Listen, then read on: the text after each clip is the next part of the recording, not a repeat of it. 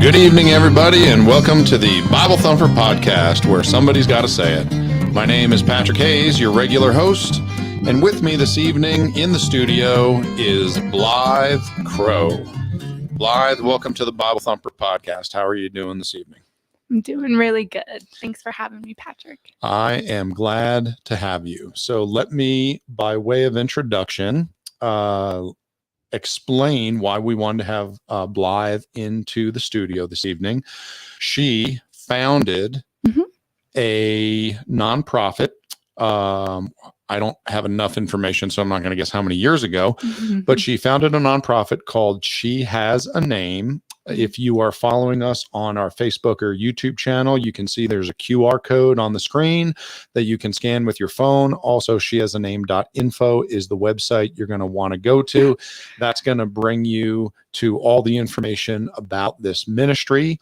And what we learned is that currently there are over 50,000 teenage girls on the streets of Kenya living in the slums, involved in prostitution, which is many times the only way that these girls have a way to make any money and make a living for themselves. And Blythe and the group that she founded is trying to do something about that. So Blythe, we have a lot of questions for you. Yeah. So let me just start with kind of the basics. So I feel that my understanding of Kenya is probably the same as everyone else. Everyone over there has received the Lord Jesus as their Savior, and everyone has more money than they know what to do with. So what are you doing over there? Is that about what you find? Not exactly. Close, but not exactly. Christianity is like the predominant religion over there, but it's also there's a lot of Somali refugees that make up a huge Muslim population as well. Okay. It's pretty spiritual. Like, you're either Christian or Muslim. There's not really atheists or anything like that. But when you talk to people one-on-one, you start to hear some of those questions and red flags about, do you know who Jesus is? Sure. And so I would say that that's kind of how Christianity is around in Kenya. And a lot of the churches and pastors in the churches talk a lot about like prosperity and riches and heaven. That's probably what majority of the sermons are every Sunday. So are they more Pentecostal in their teaching? Yes. That's typically where I hear the wealth prosperity gospel. And then you have kind of those the tribal spirituality, where there's demons and curses, and like the tribal leader can put a curse on your family or on you, like things like twins. One's good, one's evil, so we have to sacrifice one. Okay, so then it's like all types of pagan mysticism. Exactly. Okay, that you get into. Exactly, and it's all kind of bleeds into some of the Christianity. So you'll just be sitting and talking about your faith and Christ and what they believe, and it will just be sprinkled on in the conversation, and you'll be like, wait, what? Wait a minute, what? Exactly. And so and a lot of the pastors aren't really trusted there, because by the people of Kenya. There's been a lot of abuse from pastors, especially financially. You see a preacher who has a church near a slum, and those people are given, 20 shillings. They're being told to give everything to the church, and then the pastor drives up in like a really nice car and has a really nice suit, and the church has really nice lighting. And so we kind of question, okay, what are you? And yet the people in their church, their children don't have food. And their children are the ones being sold into poverty-based prostitution. And and it's kind of like, you just examine the situation and look. And that's not to say that there aren't any good preachers there. I'm not all or nothing here, because we're actually partnered with somebody who's kind of defying those. But it's interesting. It's a different battle than in America for Christ's way. Okay, so you mentioned slums. So here in America, I know that I've talked to you, I've talked to Zach. Zach's been on the show. Some folks remember him as a as a guest. And I've spoken to the two of you, and you've both been over there a dozen times or so, however many times over the years. And I've gotten a lot of details off air. Okay. So I have an idea of what you mean when you say slums, but a lot of folks that are going to be listening are going to be thinking, well, what are the slums like in America? And really, a lot of the folks in Kenya wish they could live in American slums and American poverty. Yeah. So can you give us a little bit of an idea, paint us a picture of the area that you're serving? Sure. And I would say I'm going to fall short because there's nothing like going there and smelling the area and like feeling like the way that you feel, like your skin and stuff. Oh yeah. No, by the way, no, thank you. Yeah. Yeah. If you need me to give you more money so that I never have to go there, I will get my wallet out right now. That's hilarious. I'm going to be praying that God puts it on your heart to go. But in a sense, so the slum that we work in is called Mathare Valley, and it's about 500,000 people in a half a square mile, and they're crammed in there. Like, it's just people all over the place. And Mathare is actually the dump for the city. And so the valley is the dump for the city. So you get there and there's just heaps of trash, piles of trash, and people are combing through because they could get a banana peel and maybe eat that, or there's like food in there that they could have, or stuff that they can use to stuff a mattress or something. So you see people combing through when the dump truck comes and dumps all their trash. There's a line. There's like, well, there doesn't have to be a line because there's so much trash, and there's just, and so that's where the trash goes and sits. There's a river that goes, cuts through the valley. It's the Mathare River. And you cannot see anything through there because that's like the trash just naturally gets put in there, and that's where people go to the bathroom. The men who are in the community use that river to make an alcohol called changa, and it is so potent. It's crazy. But that's what causes a lot of the devastation of fatherlessness is alcoholism there. Because of that, that's like how they can try to make money, but also it's ruining their lives and their families' lives and their children's lives because it's just feeding an addiction. So you have that. Zach, for those of you who know Zach, he's like 6'2" or 6'3". Sure. He's like the tallest person in Kenya. When he's there, he's the tallest person. So he's walking by the houses and the house will cut him at jaw level. The roof of the house. They're not tall. So just the nation is small, is just shorter people, just in general. Not a lot of folks going to the NBA. But it's also, they don't have a lot of material. Sure. So it's not going to have 10-foot ceilings. It's tin and cloth that make a house. In fact, there was a school in the valley that we were helping. It burnt down. And so we wanted to help rebuild the school because that's where a lot of the kids in the slum went. And we believe education is the way out of poverty. So we're trying to uplift the school, help rebuild it. They took the tin that was burnt in the fire and used that to make the walls of the new school. And these are the conditions. And so trash everywhere. There's no bathrooms. Okay, so that's a great segue. I just had a couple questions, so let me stop you there. So we're talking about nothing in the way of sanitation. No service. Is there potable water delivered to any place? Drinkable water? There's charity organizations. It's actually really cool because that's one of the things that I see, like Coca-Cola always talks about a lot of their charity work. Yeah. And Coca-Cola has a big presence in that slum. No kidding. Every now and again, it's happened twice. I've gone 20 times over the last 10 years. And twice I've seen organizations pay people from the slum, and they have like these green shirts, like it's really cool, to go clean up the trash. And it makes a huge difference, and they get paid to do that. So it's like a source of income, but it also helps. Yeah. But we as a group painted a public toilet in the slum. That was like our project. It was intense. We painted it.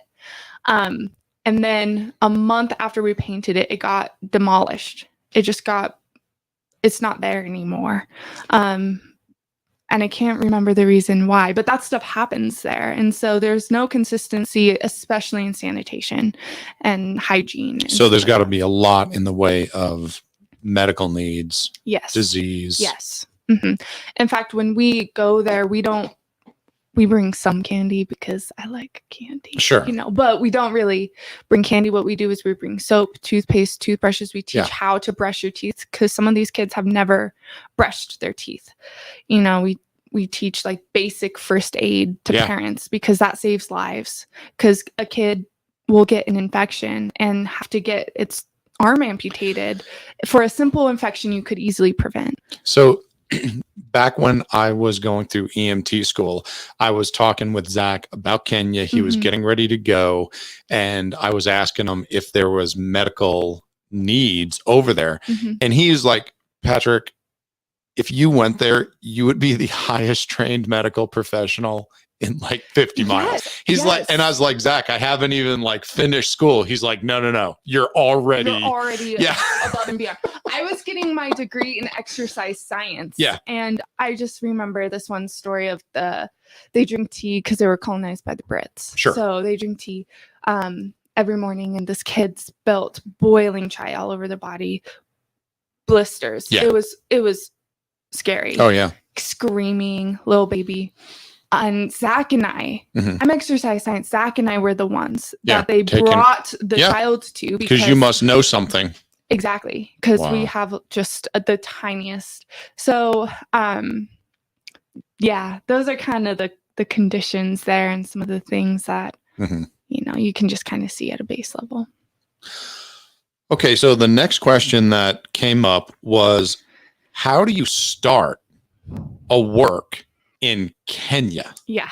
I mean, did you throw a dart at a globe while it was spinning? Like, obviously something had to lead up to you getting involved in that country versus somewhere else. Tell us how this whole thing started. That's a good question. And oddly enough, I don't actually get asked this question very often. Really? Somebody asked it to me last month, and I was like, that's kind of the first time. Oh, brother. Yeah. I went to Kenya the very first time when I was 16 years old. Just for a vacation. Just not to even see a vacation. The sights. I wanted to escape, angsty teen, just unhappy, going through my friends, going through stuff. I just didn't care where I was, but I wanted to be anywhere but where I was. And Kenya came up. My dad ran a college Bible study, and one of the college students had gone prior and wanted to go back. And so we were just like, yeah, let's go. What were they going for? They went with Young Life. Okay. And fell in love with it. Always wanted to go back, but couldn't find anybody. They're freshmen in college, couldn't find anybody to go with them. And they obviously weren't going to go by themselves. And so Zach, let's get a 16-year-old girl to go with us. Exactly. I'm like, you can't, obviously you 18-year-old can't go by yourself, but I can go. I will bring you there. Yes, I will take you to a place I've never been. That's what happened. And so we went, and so Zach was with you on your first trip? Zach was with us. Was Darren with you? Darren, me, and this, her name is, it's now Zach's wife, Jessica Ford. We called Toast to get it not confused with Jess King. Got it. But so your mom was there too? No. Okay. No, my mom cried a lot. She did not want me to go. Got it. But my dad, so that was the first trip I went on. And just sorry, yeah, real quick. It's okay. Your dad had no experience in Kenya. No. Zach didn't. None of us. You didn't. The only person who did was one college kid that was 18 years old. Yeah. And they went with a different group. And you were all got your passports, and you jumped on a plane. We just jumped on a plane. And you landed in the capital city. Yeah. You breaking it down like this sounds a little nuts. Okay. Don't let others look down on you because you're young. No. Yeah. I'm fine with it. I am into adventure. One Yeah. day when you have a successful podcast, you have to have me on and interview me and ask about years 20 to 25. Oh, and my goodness. I'll blow your hair back. You want to change the theme really quick? No. We'll have you on again. But no, yeah, that's what happened. That's it was what happened. 4 of us, and she had flown with a Young Life group. There was like a big group of them, so it's not like she led it. You know, like we planned a vision trip, is what we called it, and we went to. I don't know how we got connected with these groups. I don't even know how. We went to 14 different places in the 12 days we were there. Okay, wait, one more quick question. Yeah. This is a question of ignorance. It's okay. Does anyone speak English in Kenya? Yes, they were colonized by the British. Okay, so that a lot of people speak English. Their business language, so Great. it's taught in school and so everything. At least you had that going for you. Yes, Okay. but they also speak Swahili and their tribal language. So most of them speak 3 languages. But between Darren and Zach, you guys had those languages covered. Okay, good. Exactly. So continue, please. So good question. So we went there, and leading up to the trip, I've never been on a mission trip in my life. Well, I went with my dad one time when I was really young, but this was like kind of the first one. So I was like, obviously we're going to talk about Jesus. I don't want to look dumb. So I start reading my Bible on the way there, faith, but out of I don't want to look dumb. So you're on the airplane. Yes. You're like, I need to crack this thing and what figure am out I the even story. talking Yeah. about? Okay. You know, God moves and like works in funny ways sometimes. And so I get there, and that kind of opens me up to be vulnerable and just the way that the Holy Spirit works. And we get there, and we're going to all of these different orphanages, and we're seeing kind of like the hardest and heaviest stuff. And you know, we're looking at kids just wandering around, no parents, no clothes, like literally no clothes, babies.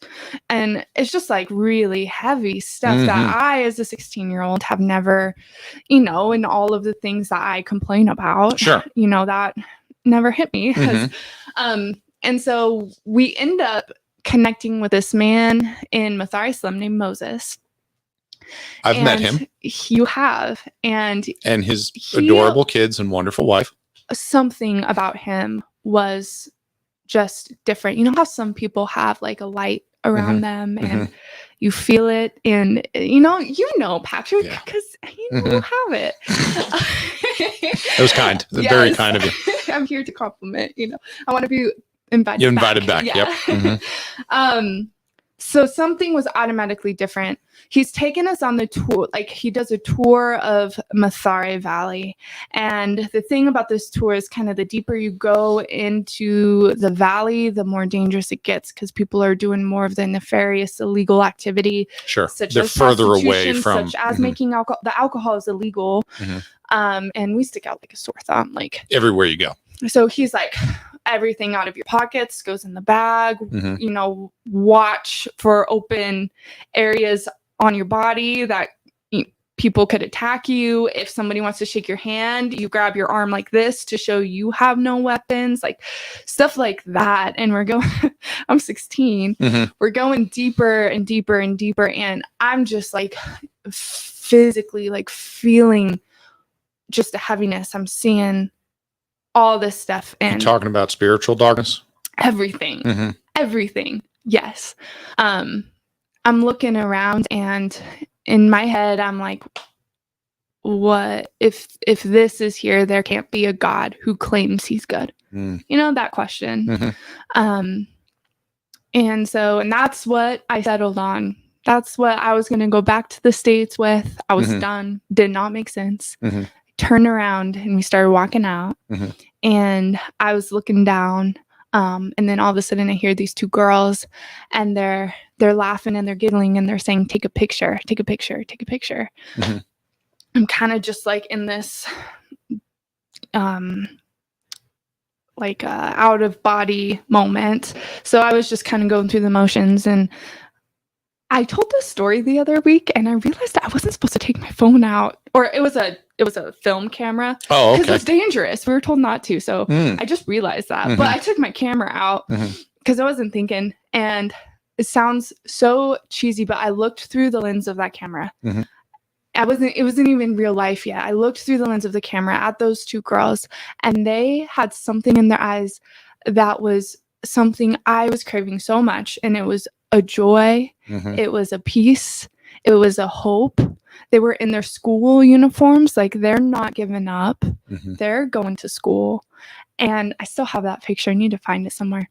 And then I was like, who am I to be the one that needs to be encouraged out of this? Mm-hmm. Like, I should be the one supporting. I should be the one uplifting.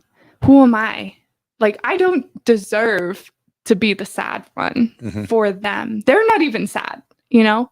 And it's not like we have to give them the homes that we have. It's not like we have to give them the phones that we have. That's not what they need. Because they have, like, those girls, I know they had, like, Christ. Like, that's what I saw. Mm-hmm. And so after that, I was like, I want to be somebody that adds value into this community and doesn't just take and take and take from these people, because they gave me so much. They gave me hope and joy and Christ. Like, they showed me Christ. And now I want to add value into this community, and I want to add hope into this community. And so I was talking with Moses, because we decided that's the place that we wanted to add value, is in Mathare Slum. I was talking with Moses. So the second year I went, that's what I was looking for. Where is a place that I could add value? And talking with Moses, and he's like telling me about children with disabilities. He's like, look around, do you see anybody who has a disability? And he didn't at the time, because they either were killed for thinking they had some type of demon in them, or they couldn't sustain life in the condition of the slum. And so that hit. And he was also talking about the girls in the slum. Most boys are the ones that the family choose. Like, if they're going to choose a kid to go to school, it's a boy, which awesome. We want the boys to go to school. Mm-hmm. However, then the girls are seen as the way to make money for the family and for the boy to go to school. And By the family. By the family. Yes. This is especially just the fathers. an accepted You course have of a girl, action. You have a girl, you're going to see her as a way to make money. They even do dowry there still. Mm-hmm. Even upon marriage, Mm-hmm. it's how much can I get for her marriage? Sure. And they do goats, they do cash, and so that de-incentivizes people to get married, because they can't afford it, because they're living in a slum, you know? Mm-hmm. So he goes, look around. You can see all over these girls. And I looked around. I walked down the street. I looked around, and it just broke my heart how many girls were standing on the side of the street, Mm-hmm. 12 years old, 16 years old, waiting for somebody to come and use them so that they can send their brother to school, or they can pay for their family to have food, or they can do whatever. Mm-hmm. You know, like, their souls aren't made for that. That's not what they were designed to do. Mm-hmm. But you couldn't not see it once you saw it. Yeah. You know? And so then I decided I knew too much and I saw too much. I was horrified enough that I had to do something. And the next year, so it took me 3 years. I'm Mm-hmm. kind of slow. I'm a little patient on things. I'm slow at times, but it took That's me right. 3 years. And You're light years ahead of the federal government in the speed at which they help There we people. go. So don't worry, you're winning the race. As long as I'm better than the government, yeah. But the third year we started She Has a Name. Mm-hmm. And that's the bottom line of what we do. Is we want a day where little girls aren't being sold into poverty-based prostitution. Mm-hmm. That's why we do what we do. So you start this nonprofit, Mm-hmm. and you were able to get these girls out. Mm-hmm. And what is the goal so we can get them off the street? Mm-hmm. And now what can we do with these girls? How can we help them now that they're not having to Right. serve their family Not with having to do prostitution anything. to raise money. Exactly. So can we get them into school? Yeah. Is it able? So education is available for these girls. It's just that it costs money. And if the parents are going to be able to afford to do it, it might only be for one kid, and we're going to choose the son to do it. You're getting it. Yeah. Okay.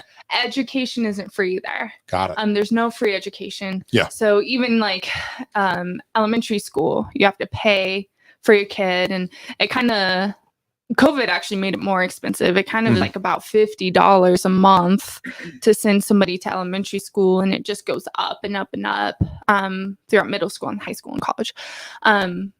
So in the slums, the average person makes about $1 a day, and it costs $50 a month to send your kid to school.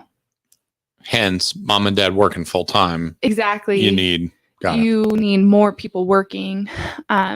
And dad's often out of the picture. So it's really mom and the kids making the money. Yeah, there's a huge. Is it from the alcoholism? Alcoholism. That's a part of it. There's a bit of polygamy there, actually. The father can leave one family and start another family. Apathy. It's that's one that Zach would be good to talk about because it's an epidemic there. Okay. Broken families. And so you have these expenses, and that's just education. Forget about food and clothing and all the other things that people need to live. Yeah. And so what we try to do is we eliminate any obstacle for the girls being successful in school. And because we believe that education is the way out of poverty.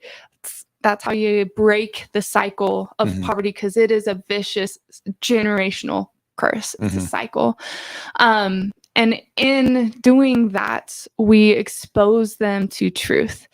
So we bring them in a house, because oftentimes and this is another sad thing, like if the girls aren't bringing an income for the family, they're not wanted in the house.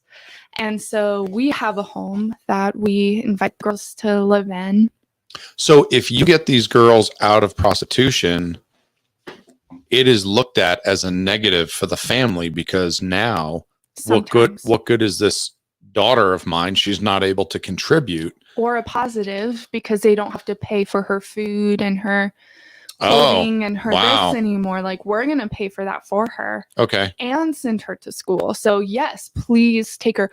Or they use her as like a leverage to get money from us. So they're like, if you want to take my daughter, then you need to pay this to me, or you need to pay this to me. Wow. So you've run into that. Yes. We've run into so many things under so many obstacles things. Yeah, but it's shocking the way that parents, moms respond to the work that we're doing. So we tried not to get muddied in that. So the best way is we just kind of remove ourselves from that situation. And so we bring the girls into our home and we let them go visit them. It's not like we cut off the relationship. Sure. Like we They're encourage it. Yeah, we encourage a relationship with the family.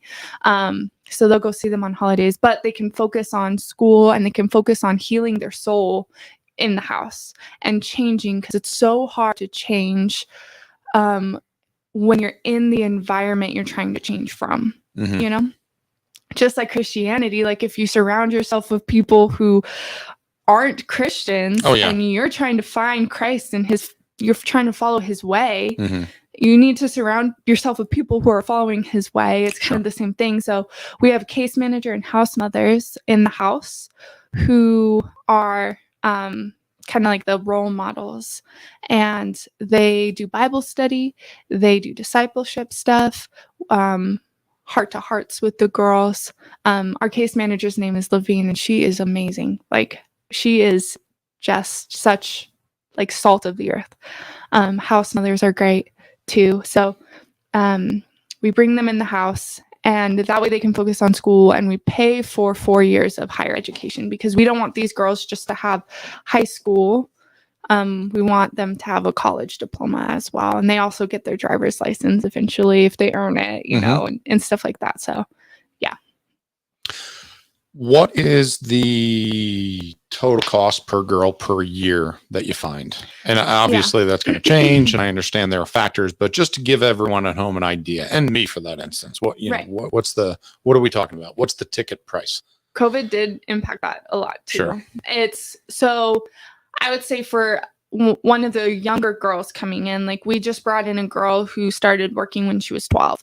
She's 13 now, going into middle school. And when we say working, prostitution. Okay, I just want to make sure I'm clear. Yes, no, that's true. She's been working since she could, but sure. She's been doing prostitution for the last year. Her mom made her do it, and her schooling is going to cost her like to sponsor her fully, take care of food, housing, everything, school, everything, uniform.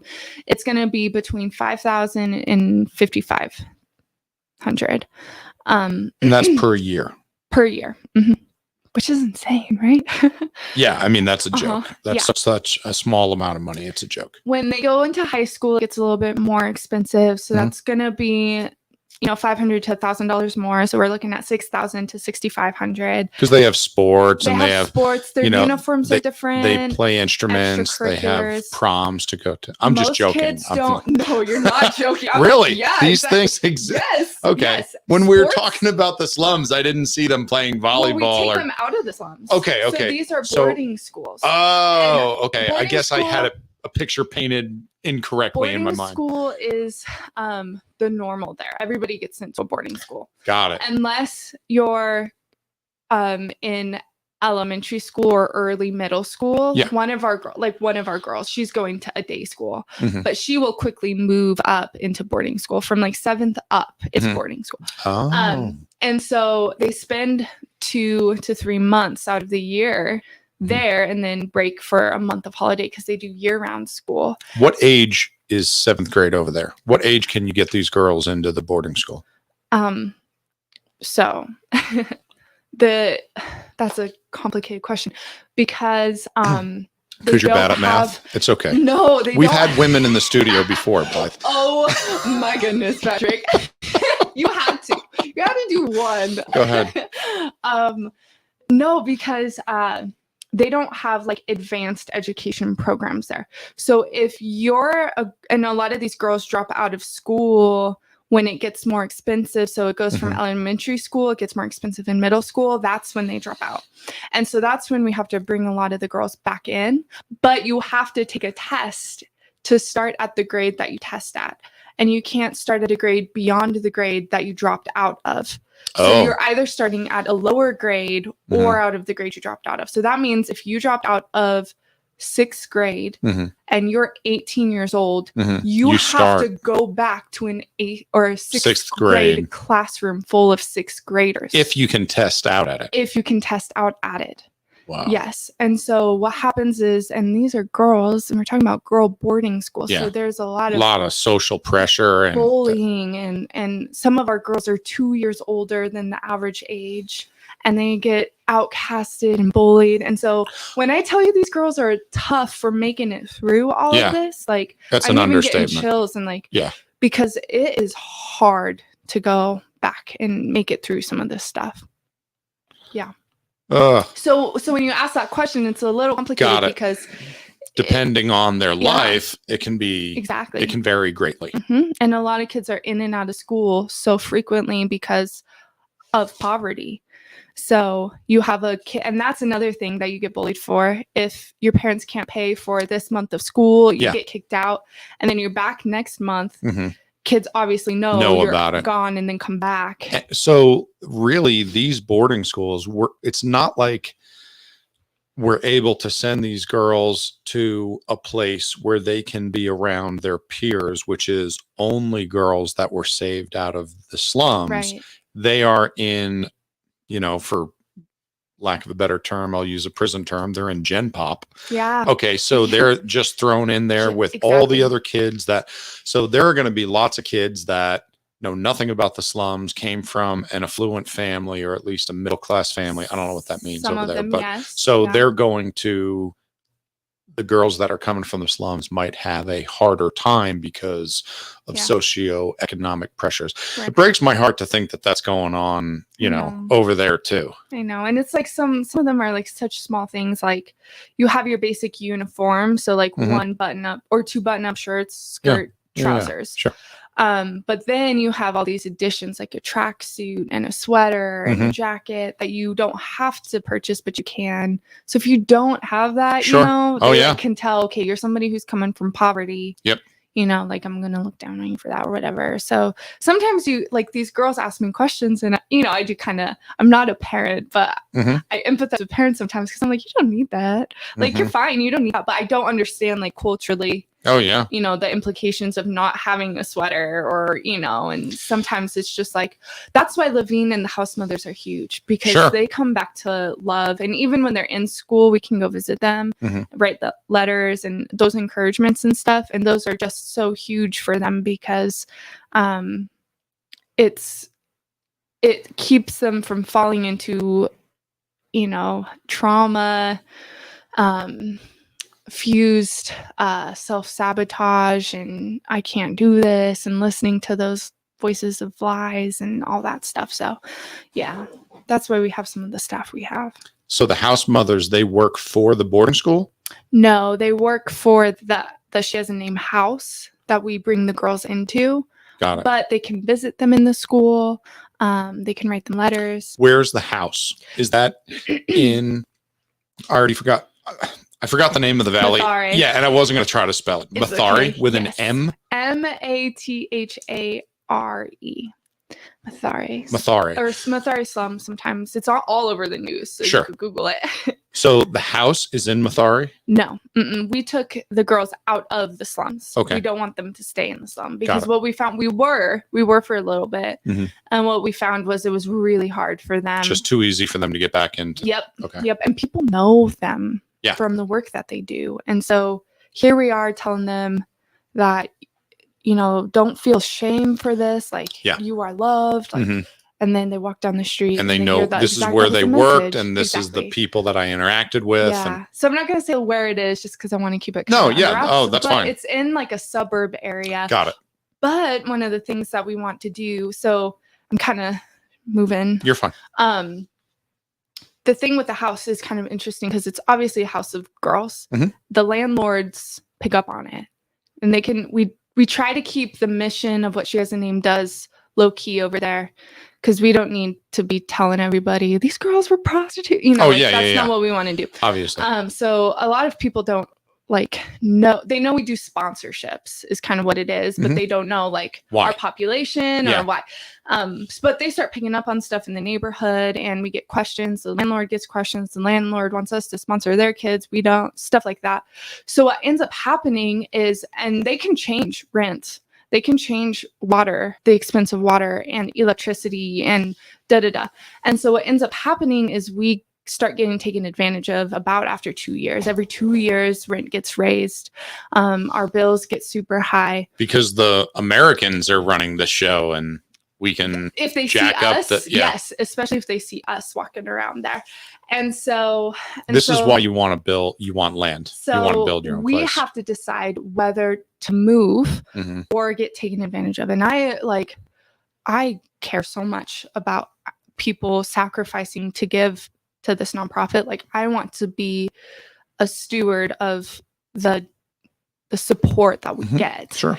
And so I hate getting taken advantage of like that. Like of course, and I don't want the girls to see that. But what happens is if they have to move every 2 years. Trauma. And so what we know from trauma is any inconsistency fuels anxiety trauma. We every time we move, we end up losing a girl from the program. They self-sabotage and they get into some of their old habits, the things that we're trying to heal from. And so we end up having to dismiss a girl or girl leaves. And that also destroys me. So essentially what I'm choosing is lose a girl or get taken advantage of. Like what corner am I in with that? It's a rock and a hard choices. Place. Sure. So the solution to that is buy land. And that's why we're buy land and build our own home where we don't have to get taken advantage of. That's our home. And so that's why we're looking for land. We found land actually out in this beautiful area. And it's so good. So that's kind of that. Is there a Home Depot nearby? Can I go over and build a place for you? It's not a Home Depot, but it's just like on the side of the road, logs, like trees chopped down and logs. Great. You have these people making concrete. You need 10 concrete blocks? Okay, yeah. We'll go make them right now. You know, like yeah, that's what I'm used to. Anything you want. So yeah. Okay, so that's one of the as far as the next phase. That's the next phase. That's and the push. It's huge because land is not cheaper there than it is here, really. We're looking at 2 acres for about $115,000. So to kind of step back a bit, the issue with the boarding school that you raised, our friend Moses, who's a pastor of the church that we go to there, who has a student sponsorship program as well. They sponsor about 100 kids in school.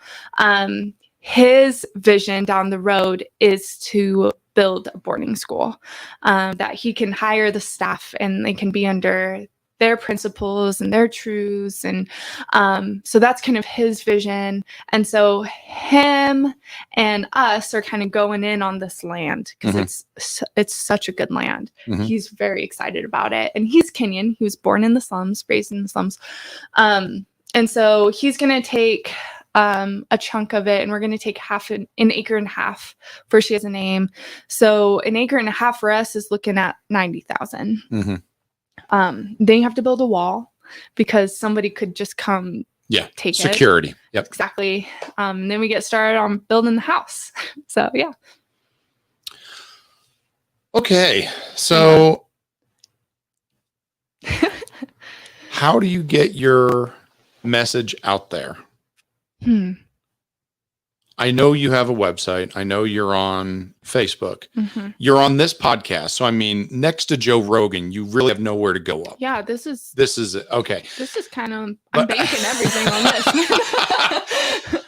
So so let me ask you this question. With a brief preface, your typical missionary is going to decide they're going to go to a mission field. Yes. They're going to go on deputation. They're going to call around to churches and ask if they can come and present the work that they're doing. Right. They're going to try to raise support. Once they get enough support, they're going to go off to the mission field. Are you or anyone with this group traveling around trying to bring awareness to it? Yes. How is that going? I imagine over the last 2 years, it probably slowed down some. COVID didn't help any. Next to nothing, which is okay. It's going to happen. You know, you have your highs and your lows. I believe God hasn't told me to move Tanya because these girls advocate here. Sure. They were in a place where they had no voice, like even with their family. And so I kind of try to bring their voice here. So one of my favorite things to do is go talk at groups and churches and even just like youth groups, college kids. You know, it doesn't have to be, here's my mission, give me money. You know, like I just want people to we want people to give money. Okay, let me just say that. We do want money. He said it. I want people to just do something. You Sure. know, like I think one of the biggest fights that I'm fighting against here, like I'm supporting She Has a Name, but one of the things that I feel like I can do for our church in America, like our body of believers here, is light a fire and stop being apathetic and stop having closed eyes and see needs and do something, because we're people that are supposed to be known by our love. We're supposed to be people that advocate for the widows and orphans. We're supposed to be people that show mercy. You know, like that's us. That's in the kingdom of heaven. Little girls aren't being raped. Sure. In the kingdom of heaven, little girls aren't being sold. And Christ said it, let your kingdom come, let your will be done on earth as it is in heaven today. You know, it's overlapping. Let's help bring the kingdom of heaven by stopping little girls from being sold, by doing something, you know, like do something. And so that's what I love to encourage in young kids, college kids, youth, but also in churches. And and just groups in general, people. And so, yeah, I love going and talking and speaking at groups. And other than that, our home church has been really great to kind of support no matter what. They are kind of the big force that is behind this, and we're a small church. Sure. And so it's remarkable. I don't know amazing. what that means. It's I've never been part of a small church. It's just comparison, I guess. We live in a comparison culture, so we got so that's just been amazing to see that. But we do other fundraisers, like we did one with Axology. They kind of partnered with us, and we had an axe throwing event. We've done craft fairs. We've kind of just explored all sorts of things. But I think my favorite is going and speaking with other believers and just seeing the vision of God. Like I feel so united with the body of Christ globally when I do that. So. You said that you've been to Kenya 20-something times in 10 years. This is my 20th trip. 20th trip. When you go to Kenya, do you bring people? Yes, I do. And what do you do when you go there? Well, if you come, you can find out. Just kidding. Just kidding. Folks, looks like we're not going to find out what happens in Kenya. On to the next question. Do they have air conditioning there? No. Do they have air conditioning on the plane there? Yes.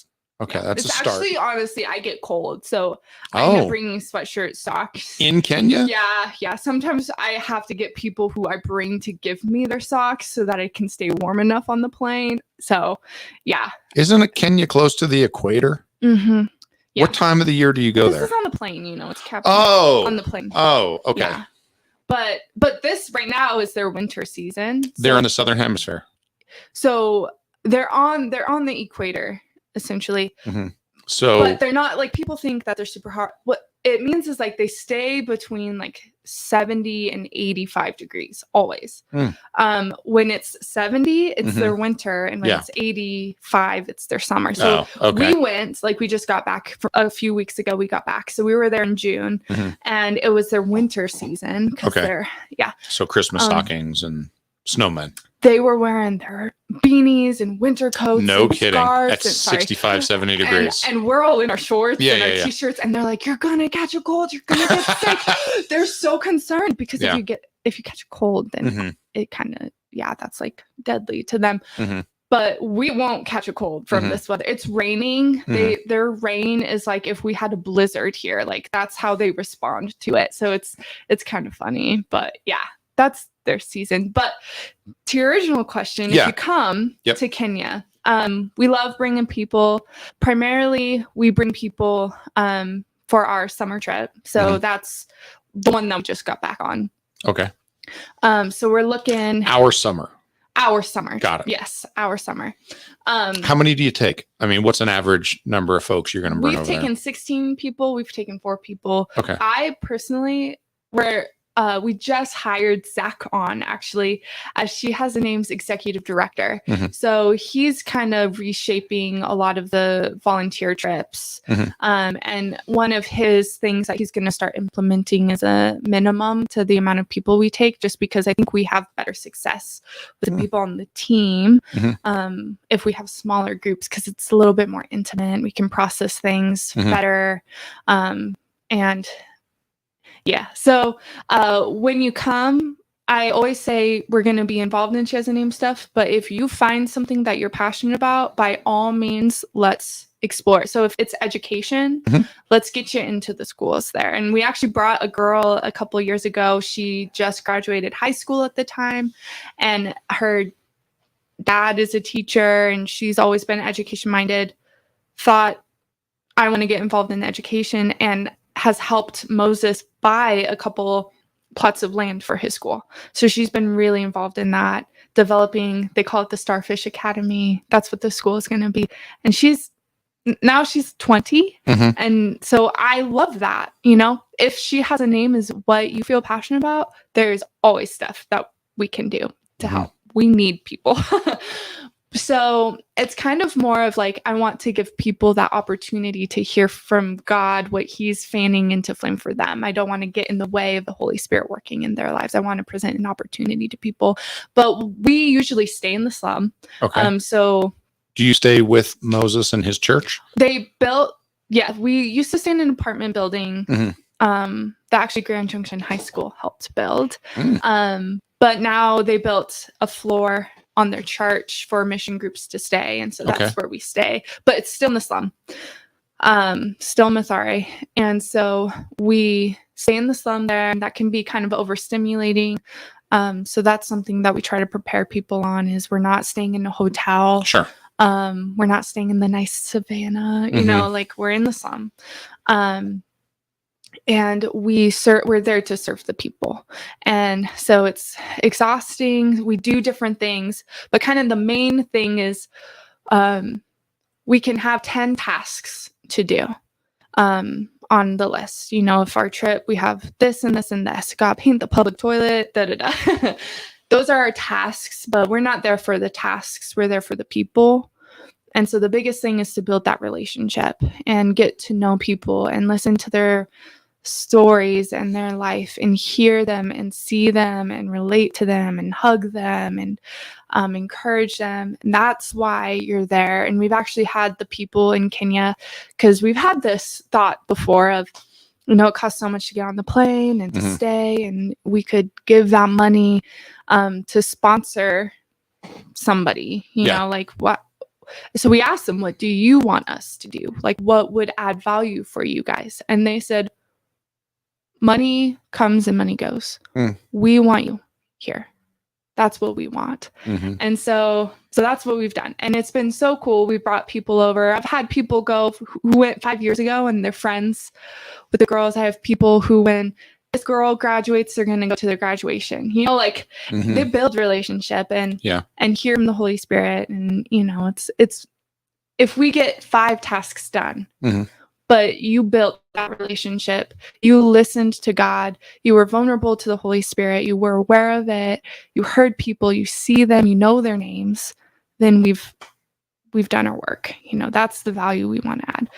Public toilets we can paint and they can get destroyed the next day. Sure. You know what I mean? So that's kind of what our volunteer trip would look like. And it's about 2 weeks. Is how long we go. Depending on when we go, the tickets fluctuate. Stuff globally can go on. To go on a trip, we try to, I mean, it's kind of cheaper because we're staying in the slums. So a 2-week trip can cost around $2,500 to $3,000. With the airfare? With the airfare, yeah. That pays for food, housing, transportation. Usually we do kind of a bigger project, like we painted the church this year, so that pays for that. So, yeah. Can you tell us a little bit about the nation of Kenya? Is the nation of Kenya a stable country? Do they have a government that is stable? I know extreme poverty usually goes hand in hand with corruption in any country, but I also know of some countries over on the continent of Africa that are more fragile, and they are a little more up in the air as far as who's in charge. Where does Kenya stand? Is there concern about that? You know, this question always makes my heart sad, because my first thoughts are always, you know, super negative. Because that's what we've experienced. And especially this year, there's an election in August. And talking to people there, it's just like there's no hope for change in a better leadership for Kenya. And not that our hope is in the government, right? Because why would you do that? But it's just like people are losing hope for getting out of this, or a change. People are losing hope for a change. So Kenya is a democracy run by president. But it's huge. What tribe is the president? What religion is the president? And what's happened over the course of 60 years that the country's been independent is a huge divide between their upper class and their lower class. There is hardly even a middle class there. Middle class is so rare, even in the slums. So you have the slum of Mathare Valley, and then there's just like this cliff and a fence, and then some of the richest people in the country live on that side of the fence. And they have never been to the slum. The very first year we went, we had a driver who was like 25 or something, and he knew somebody. It was a weird thing, but he decided to do the whole trip with us. Kenyan, had never been to the slum. He was experiencing the slum for the first time. Just like some of your people were. We were, exactly. So it's pushed under the rug, the people in the community. And so Mathare is the second largest slum in the area of Kenya. There's a bigger slum called Kibera that's more violent and more dangerous, and that's about 1.5 million people. The country of Kenya, or the city of Nairobi, was built for about 1 million people, and within something like 10 to 15 years, it went from less than 1 million people to 7 million people. So it's just been, there's so much kind of feeding into this. And then on top of all of those hurdles and obstacles to trying to create stability, so you got all of these things, you also have corrupt government leaders. And so that corruption comes from that prosperity that I was talking about. It's like a poverty mindset that you just have to take and take and take and take and take because you don't know what you'll have tomorrow. And so it comes down all the way from the top. And so the people, even at the top, who are the wealthiest people in the country, take and take and take and take and take. And so you have a lot of assassination in that country. You have a lot of silencing voices in the lower class communities because they don't want to hear them unless it's election time, because then that's 2 million people that would vote for you. You gotta have the votes. You know? So what they do during election is they build roads to cultivate votes, and they promise, we're going to build a road through Mathare into the city, and we're going to have transportation that you can ride that's free after this road is built. So vote for us because then we'll have jobs, and then people, like all of that. Yeah. So they start building a road. As soon as the election is done, it stops. The road stops. Yeah. Which leaves the community even more. Now there's just rocks and concrete, and people just their jobs just stop, and it's just crazy. And so they were also colonized by the British. They have had their independence for about 60 years. So you can see kind of the remnants of this.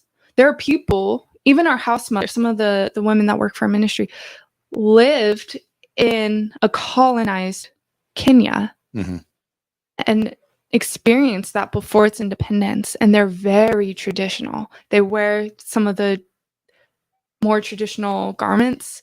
They have the traditional ways.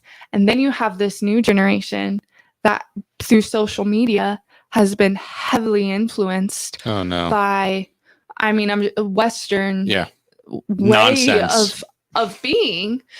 And so there's this interesting like clash of tradition and progression in that country that even divides the people at their basic culture. Like, what is the culture now is kind of what they're fighting against.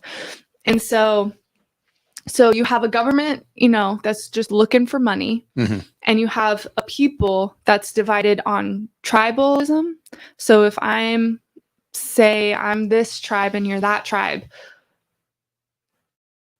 the traditional way is you don't intermarry in tribe, or you don't really, there are stereotypes about the tribes. And that's still held on to by some of the country. Tribalism is huge. Really, it's very strong. Very strong. And that's like what the voices of the younger generation are kind of trying to push against. So you have some good, but it's also still there, especially in governments and higher up people. And so, I don't know, there's just like so many things clashing. And And then you have an epidemic that just completely shut the whole country down. They shut all the schools down for a year. So teachers lost their jobs and kids weren't in school. And there's no remote learning in Kenya. There's no not an remote infrastructure learning. with the internet. There's no extracurriculars. Yeah. It's not like, oh, put them in summer camp. Sure. There's no summer camp stuff like that. So there's definitely not iPads being handed out at the local level so that the kids can follow along with the teacher in the lessons. Yeah. So you can very quickly see how they end up with a slum where you have 500,000 people living in a dump without clothes, without food, without clean water, and you have super rich people not paying attention, and the lack of jobs there is pretty intense. So people lose hope even when you end up getting a degree.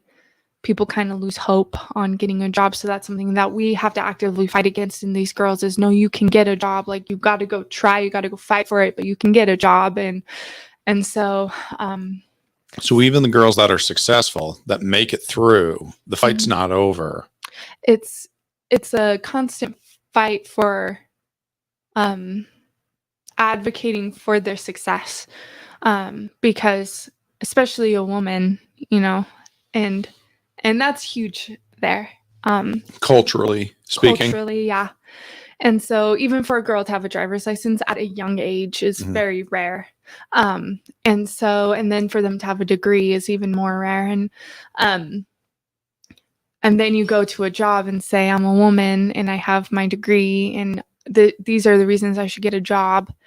And they're often overlooked. And so, but I think some of that is a mentality as well from poverty. Is so hard to dream outside of a slum. So what women do in the slum is they do hair and they cook and they clean. And so that's the natural pull, is the self-sabotage. I can't do this. I'm just going to go back to that. Like, I'm just going to go do hair. So we've had girls in the program get jobs, get employment, kind of breaking that cycle and showing the next generation of girls coming up, you can do this, you got it. And so that's been something cool that we've seen now doing this for 8 years, that we've seen come from the program, and seeing the success and maybe thinking, okay, maybe these are just lies. You can actually do it. But the country is not very stable, and we pray for it often. We pray for a person of peace to enter in. But unfortunately, oftentimes when that voice of peace comes up, they're often eliminated for various reasons and very scary reasons. And when there's a nation where assassinations are common, that is not a stable country. And they're common, everybody knows it, and nothing happens. Sure. So there's no justice system that anyone can rely on. Yeah. either. So what happens in the slum is they have what they call mob justice. I feel more safe in the slum than I do in some of the more touristy areas. Sure. Because, like if somebody, in fact, I actually saw somebody stoned in Kenya because they stole a cell phone. The police, he wouldn't pay the bribe. The police notified the community, we're releasing this guy at this hour, and they came and stoned him to death. Wow.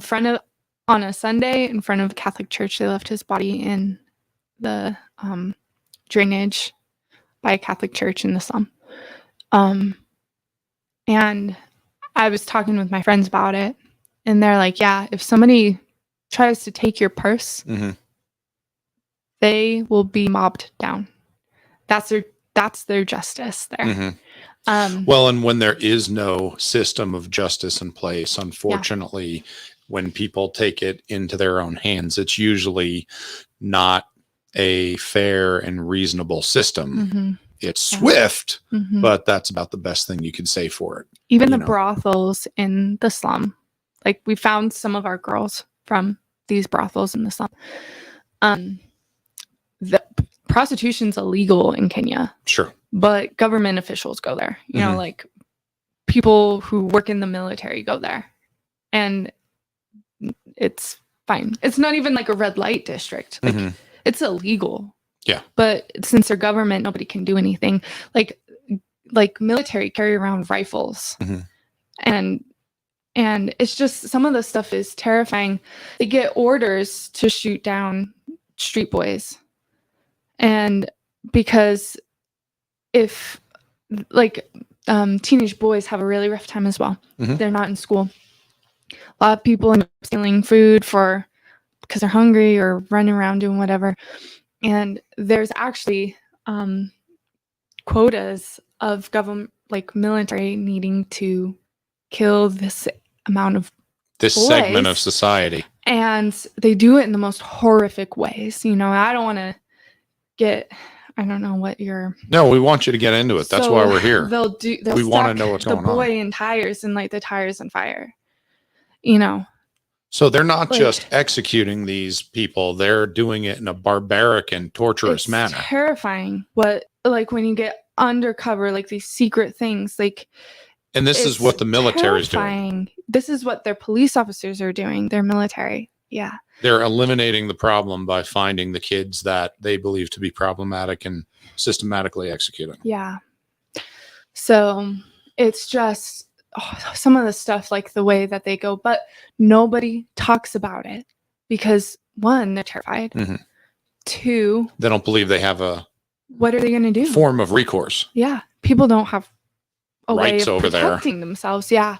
Like we'll get pulled over in Kenya because we're white. A police officers stand on the side of the road with their big rifles all day, pulling people over and accepting bribes. They'll say, I've been to those countries, not in Africa, but I've been to countries where that's the case. And you come up to the roadblock and you just say, okay, everyone kick in $20. Exactly. Yeah. And if you don't, they'll arrest you. I almost got arrested. Oh, my mom didn't know that. I'm sorry. But yeah, it's scary. They'll arrest you if you don't. We've had our friends be put in jail because they didn't accept a bribe, and you have to go to court and say, no, I'll pay my court fee. And Moses is notorious for this because he is anti-corruption. Sure. Which is what makes him unique in another way as well, because you don't have a lot of people who are anti-corruption, and he's like, take me to jail. Yeah. You know, I'll pay my court fee, and he's been to jail a lot because of that. But it's just like, that's normal. Like you carry around $10, $5 because police officer will pull you over and he wants lunch. You got to buy him a soda or something like that. So yeah, and it's just accepted. It's like I don't want to say it's their culture because I love their culture, but I think this is like the shadow. Like when it's not the shining bright spot of their culture, this is but the corruption of the kingdom of hell. Fighting against the kingdom of heaven. They have a beautiful culture, and this is just the shadow of it. Yeah. Do you find it is difficult to get people to come with you on a trip over to Kenya for a, I don't know what you call it. I don't want to say a service project, but a trip for, to support the mission? Yeah. That's a good question. I have learned a lesson that I never want to be the reason I don't want them to say, I'm going over there because Blythe told me to. I want them to go over there. We've brought people who are agnostic, atheist, different religions over there. So it's a little bit different in those cases, but I want people to go over there because the Holy Spirit has drawn them to go there. That's what they think God is telling them to do. So oftentimes I don't even put that stress on my shoulders because I let just God take care of it. Sure. But I will say, it's not necessarily getting the person who wants to go there. It's often the parents of the person. Sure. If it's a minor or even someone in their young 20s. College student. Yeah, I get it. Exactly. Yeah. So those are the conversations that we need to have, because what the parent wants is for us to say, the parent wants us to promise that we'll bring their kid back safe. Sure. And realistically, it's like, I really can't promise you I can do that when I bring your kid to VBS. Exactly. In all honesty, that's out of my hands. Exactly. I could walk across the street and be hit by a car. Yeah. Like, I can't promise they'll be safe coming to church. So we we never make any promises to anybody. Of course not. Even to the girls there, to anybody. And we don't make a promise to the parents, but we do say, well, we're going to do absolutely everything. Like, I can tell you if they're not coming back, odds are I'm not coming back either, but that's not what parents want to hear. Sure. So it's the same reason that missions are struggling. Yeah. Because parents want an easier, softer way. Talk about epidemics, fear. Yeah. And we have Somali, there's a lot of terrorism over there. Pirates, just we're saying we're going to live in the slums, like we can't promise what's going to happen. Like we just can't. So of course, like a parent should be concerned, like this isn't an easy mission trip. I can tell you, if I were to go, I'd want to bring one of my boys, if not two of them. Hear that, guys? He's talking about going now. I don't know if I could get that idea past my wife. Right. Yeah. So what my mom did, actually, this was a legit thing, and this still kind of is a legit thing for our family, is especially when we were younger, though, and my dad would go, he was a missionary in Belarus for decades, and he brought my brother and I each once. I would rather go to Kenya than Belarus. Right now, yeah. Oh, yeah.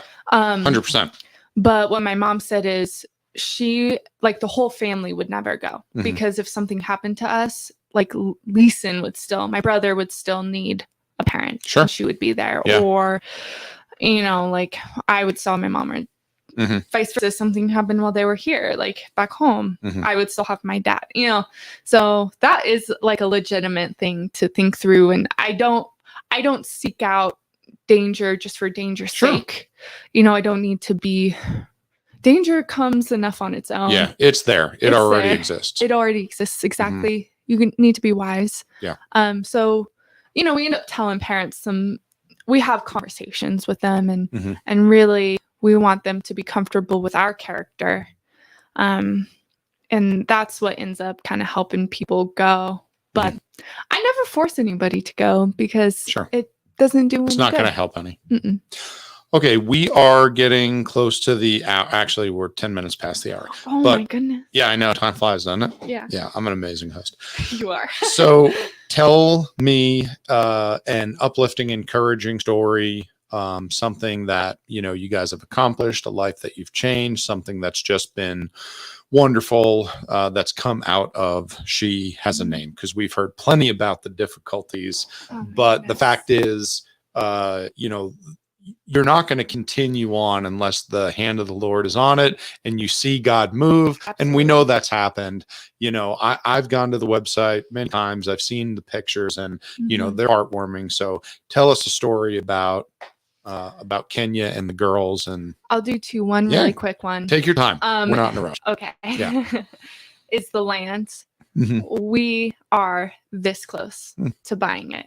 That was one of the things that, as a leader of an organization, it's a lot of working through my own things in order to not be in the way for the work that God is doing. And so he put that vision. He's like, this is what I'm doing, Blythe. Are you going to come do it with me or not? Like, what's the deal? And I was like, God, that's such a huge thing. Like 90,000. Oh my goodness. And then that's just the land, you gotta build the wall, you gotta build the house. That's going to be more. But we found perfect land. It's amazing. It's in one of my favorite places on earth, which pre-pandemic, that wouldn't happen. But because it was like a 4-hour drive, it was really far away. There weren't roads there, underdeveloped. So I never considered this area to be a place that we could go. But during COVID, and it's leading up to election season, they built a road, an expressway from the airport by our friends. Like, it goes directly by our friends at the Inspiration Center in the slums, like where we're partnered with, to this area called Machacos, which is where our land is. And instead of being a 4-hour rocky drive that destroys your car and takes all day to get to and would separate us from our people, it's an hour from the airport at most and 45 minutes from our friends. And so it's just, I'm like, God literally made a way, an expressway. Yeah. Built a highway. So that's one of the really cool things that's huge for our program. And then the second cool thing that, like, this is what the program is about. We have a girl, her name is Wait. Flora. Wait, Yeah. I got to ask a question. Yeah. You said we are this close. Yes. So what does that mean? What's to buying the land? Yeah. So the way that land is bought in Kenya is as soon as you set the terms and conditions of the contract of the land and signing over the title and you have 90 days to pay in full. No loans. Okay. Nothing. So you have to Cash show up sales. with a briefcase, open it up, here's your money, 90 days. So we have 90 days to have $90,000 to put towards land. God gave me this vision 4 months ago. So are you saying that you have the money or you're close to having the money? Yeah, it's insane. We're about, I think as of today, we're about 10,000 away from having this land. And we have 90 days to get $10,000, which is still a lot of money. Like some years, that's half the amount of money that that's half the amount of money that we raised in a year. You know, I had this friend, they're kind of like my mentors. They do a mission so like super similar to ours in Thailand. And I was talking with him. I was kind of like working through a lot of the fear and whatnot. I was talking with him and he goes, you know, you can raise this amount of money in a year and then say, okay, what are we going to do with that much? Sure. And he's like, and that's close to having money direct your way. Oh, yeah. And that's close to having money be your Lord. Yeah, I got it. And he goes, or you can hear the vision God is giving your ministry. And that's what you cast to people. You cast the why. That's what you cast to people. And that God will make it happen. If this is what God is telling you he wants to happen, whether it fails, whether you don't raise it, or whether you do, you're following God's vision, and that's what it's about. And so that really kind of flipped the way that I thought about this. And then God gave me the vision of land. And we're about $10,000 shy of. You don't have an exact number. You don't have have a ticker on the website? We do. Okay. Do you have a thermometer? I will tell you though, that you color in with a red marker? It changes. I feel like I'm sprinting to keep up with God. It changes on like a daily basis. And it's just random things. Like we haven't even gotten to the bulk of our fundraising yet. Like, and we went to Kenya 3 weeks ago with 60,000. Today, I don't even know how it's happening. We're 10,000 away. And I went to speak at a church and people like, it's just crazy. It's not crazy. Like, of course it's happening, but that's one of the cool things. And then shortly after that, we'll have to build the wall around it. That will be, we're looking at 15,000 for the wall because we want it to be a good security wall that's 6 to 8 feet high, 8 to 10 feet high. Barbed wire around the top. But I tell you, this land is crazy because it's in this beautiful area that will just be so conducive to healing, like healing your soul. These girls need this fresh air, green. Like there's no grass in the slum. There's no like green trees. I'm sure. Yeah. And this is that area. Across the street, or near the area, is a Catholic retreat center. So it's a Catholic church retreat center. Moses will be our other neighbor. There's already electricity in the area, so we don't have to worry about building that. Yeah. And there's not a well, so we'll have to bore a well, but that's actually the one thing that we didn't want because then it can be on our land. Sure. Because rather than public. Rights, like you have to build it like 200 something away from. So it's just remarkable how all of these things kind of fell into place. We were looking at buying half an acre there because that's what we need for the house. And so we looked at half an acre and it was good land, but it was going for 75,000 for half an acre. Yeah. This 2 acre land, which we'll get half an acre and a half of it. Yeah. So an acre and a half was going for 90,000. Oh yeah. You know, like. Yep. I did the math. Yeah. It's a great deal. Yeah. It's a great deal. And what we can do is we're kind of working on what to do with the additional acre that we'll have. we can rent it out to telephone companies. So we'll have a telephone tower and they'll pay rent, and that'll be a way of passive income. As soon as election hits, so in August, the land's value is going to increase, because every election, the land increases, and then the land continues to increase throughout the year. So in August, the land will be worth more than the value that we bought it at. It's just like all these things kind of are falling into place. And so the house that we're going to build on it, and I need to update the website with these pictures, but you can follow us on Facebook, and they're on Facebook. So the house that we're going to build on this land can house 25 girls. And so we're going to have 25 girls at a time. And then we'll have college girls who are living off. So we can have a program that's you're looking at 30 plus girls that they're going to have something that they can't even imagine having at this moment. And they all have names that one day we'll know, but we don't know their names today, but one day we'll know their names. And that's just like, it's just going to be so huge for the ministry. Real quick, and I think this should go without saying, but all of these girls that you get a hold of to help, Moses and the church that he is the pastor of over there is part of this. All the girls are Christ is shared with them. Yes. They are given the gospel. Yes. That's paramount to make sure these girls are saved and they have the Lord and they're taught the Bible. And so what we do is, we never force anybody to declare anything coming into the program. Some of them might be, have some apprehension. Of course. Obviously. And you're going to wrestle. Yeah. No, I get it. It's not a prerequisite to get in the program. We don't want a false statement. What we do is we say, like, this is why we love. Yeah. Because this is why we're doing it. Yep. And so we tell them, you have to come to church with us, and we're going to do these Bible studies. And if you have an issue with it, talk to us. That's okay. Like, bring it up. Let's talk about it. Sure. But we tell them, like, Christ is the center and core of all that we do. And so we really share that with them. And so one of that kind of segues into this next story. Yeah. Give it a minute. Is our girl Flora. And Lydia is also part of this, but I'll just share Flora's story. They're both in college now.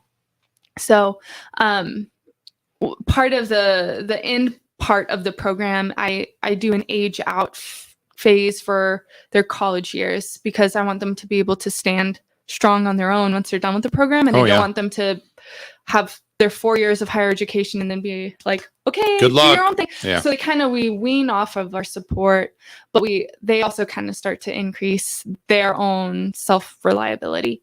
But my dream is that one day they'll also want to pour into something the way that we've poured into them, that Christ pours into them. And if she has a name, sure, that wonderful. would make my heart explode. Yeah. So we have this girl, Flora. She was brought into the program in 2015. Same situation. That's the common story. Family kind of put her in that situation.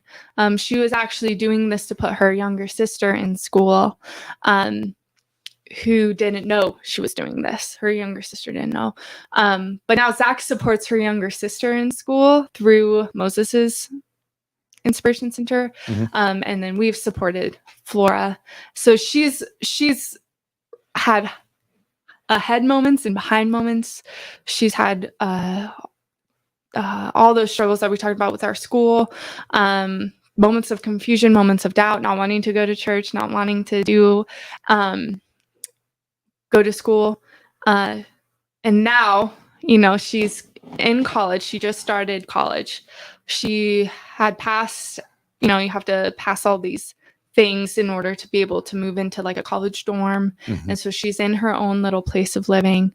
And we went to visit her, and one of the people who volunteered came on the trip was just crying the whole time. I was so full of joy that I probably would have been crying, but I was so full of joy because Flora was talking about the impact that Christ has had on her life. And we asked her, like, what are some of your favorite quotes or verses? And she could not stop sharing verses and the reasons why they impacted her life. And she pulled out her Bible from her nightstand and it was highlighted. And she's just talking about the change that Christ has had on her life. And she's like, I just want to focus on healing and making my life stable so that I can pour into other people. And she's talking about how she can add value to She Has a Name, saying maybe there's a way that we could get even people in Kenya to support She Has a Name. And maybe that could be her place, that she encourages people in Kenya to support.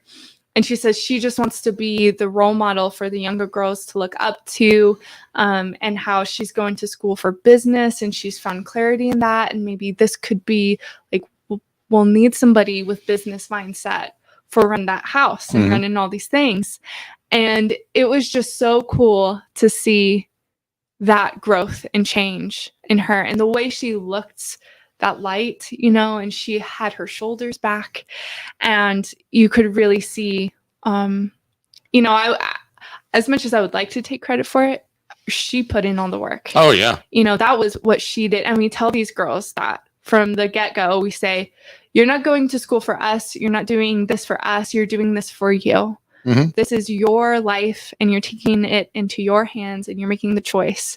And she's chosen to take her life and to make something that she will be proud of, that will be pleasing to God. Her soul is getting healthy. So it was just really cool because she's one of our first girls to make it this far in the program. And so she's kind of our success. And then not only that, but she's paved a way. And Lydia has done this as well. Lydia's graduated with her associates, has paved the way for these younger girls coming into the program. So when we went in June, we added Corazon and Mary, who are 13 and 16 into the program. And I pointed them to Flora and Lydia. And I said, those girls are in the program, and they it looked like they were looking at celebrities. And I was like, that is what you could be as well. And the looks on their faces, like they were speechless because they've never thought that they could be successful like the way that Flora and Lydia are successful. And so they're already making an impact in these younger girls' lives. So those are probably like the two most exciting things. Well, kind of three: adding new girls, Flora and Lydia, and buying the land. So yeah. And I've gone way over. Oh, you're fine. I've been on here for over 2 hours talking about different subjects. It doesn't matter. We didn't want to hurry through anything. We wanted to hear the story. So I'm glad for that. So I am going to take us out and just remind everyone where they can find us. Find you and this mission. But we just want to thank you very much for coming here to the studio. I hope this was a pleasant experience for you. Yes. We would definitely like to, do this again, have you on sometime again to talk more about this. Awesome. I know that this is going to be a popular episode. So if anyone is watching, please make sure to scan the QR code on the screen, and or you can go to shehasaname.info and you can find information about this ministry. She Has a Name. And if you are listening to us on a podcast, please find us on Facebook or YouTube at Bible Thumper Podcast on the Facebook page or the YouTube channel, and go to this ministry and help support this in any way that you can. Pass it around if you know any folks that are just loaded and are dying to find a way to, they need a place to throw their money. She Has a Name could definitely use it. There's a lot of people over there that have nothing, and we can make a huge impact in their lives. So, and if nothing else, please add She Has a Name and these girls and the mission that's going on over there to your prayer list, and pray for this group every morning, when you get up in the morning and you get on your knees, because they clearly need a lot of help. If Blythe is the one running the show, I mean, and then Zach just got hired on. So I know the mismanagement of this group is just devastating. Our goal is to have people look at us and be like, oh, there must be a God, because how are they doing that? Oh, brother. So that's wonderful. What's your timeline as far as getting the money? So we have 90 days. So Okay. We're on this trip is when we're you solidifying okay. contracts this week. So it should be done by this week, and then we'll have 90 days to raise 10,000. Okay. Well, that's wonderful. Yeah. Thank you everyone for joining us, and we will see you next week every Sunday night at 7 p.m. on the Bible Thumper podcast. Have a good evening.